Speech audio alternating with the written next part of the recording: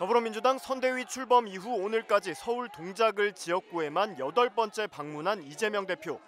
이번 총선 대표적 격전지로 꼽히는 동작을을 또다시 방문한 이 대표는 사당동의 한 시장에서 유사명 후보와 함께 유세전을 벌이며 상대인 국민의힘 나경원 후보를 또다시 겨냥했습니다.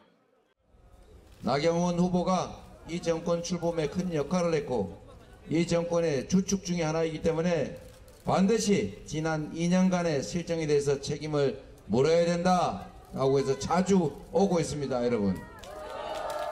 이 대표는 나 후보가 자신에게 왜 자꾸 동작에 오냐고 불만인 것 같다며 국민의 삶과 이 나라의 운명이 더 중요하기 때문이라고 주장했습니다. 그러면서 여론조사가 이랬다 저랬다 나오고 동작을 해서 좀 불안하시지 않냐며 많이 투표하는 쪽이 이긴다고 목소리를 높였습니다. 앞서 동작을 지역을 한 차례 방문했던 조국혁신당 조국 대표도 오늘 오후 또다시 이 지역의 숭실대학교 앞 유세를 예고했습니다.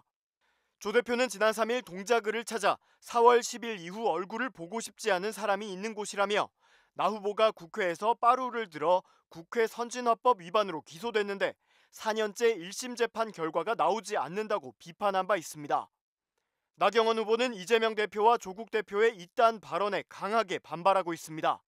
나 후보는 지난달 29일 유세에서 이 대표가 자신의 지역인 인천 계양을 두고 동작에만 5번 왔다며 동작 주민을 우습게 아는 것 아니냐고 말했습니다.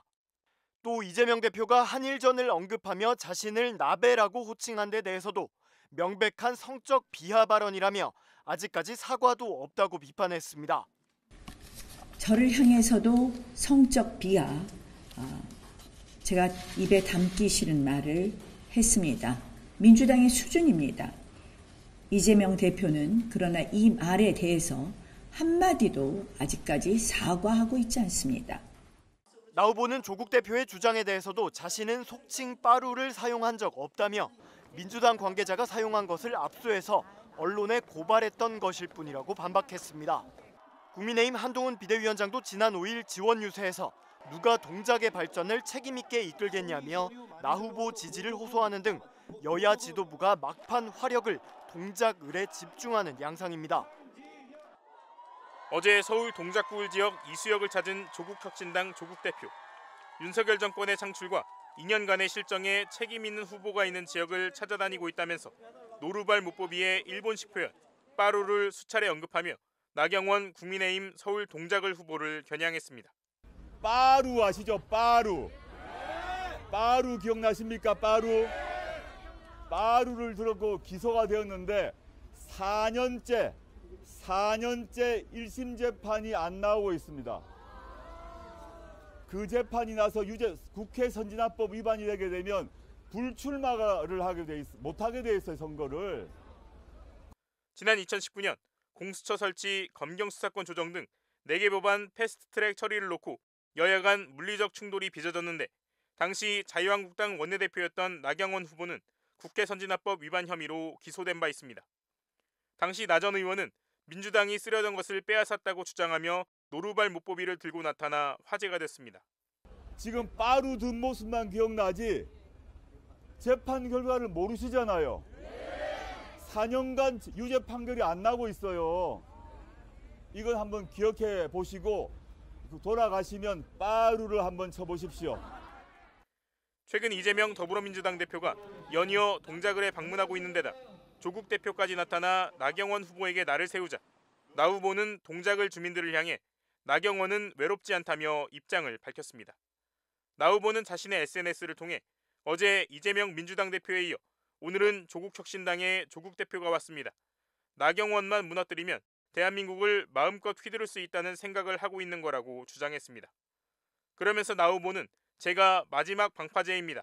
제가 최후의 전선입니다라고 강조했습니다. 이어 지난 4년을 성찰했고 동작을 지켰다며 동작 최고 전문가가 됐다고 덧붙였습니다. 나 후보는 또 이 거친 바람으로부터 나경원을 지켜달라, 우리 정치의 균형을 지켜달라며 다시 한번 동작 주민에게 지지를 호소했습니다. 한강벨트의 중심 이곳 서울 동작을은 보수 텃밭인 강남 3구와 야권 지지세가 강한 남서부 3구 사이에 위치해 있습니다. 앞선 6번의 총선에서 여야가 3번씩 승패를 나눠 가졌는데요. 이번 총선에서도 최대 승부처로 꼽히고 있습니다. 현 정권의 경찰국 신설을 주도적으로 반대하다 경찰을 떠난 전 경찰 간부, 더불어민주당 류삼영 후보. 경찰국 사태에 대해서 저희 용기를 칭찬하시는 분들이 있고 지금 정권 심판의 적임자라는 판단으로. 상대는 이 지역에서만 2번 당선된 4선의 중진이자 전국적 인지도를 가진 국민의힘 나경원 후보입니다. 여당에도 좀 힘을 실어줘야 되는 것 아닌가 이렇게 바뀌고 있는 것 아닌가 이렇게 생각을 합니다.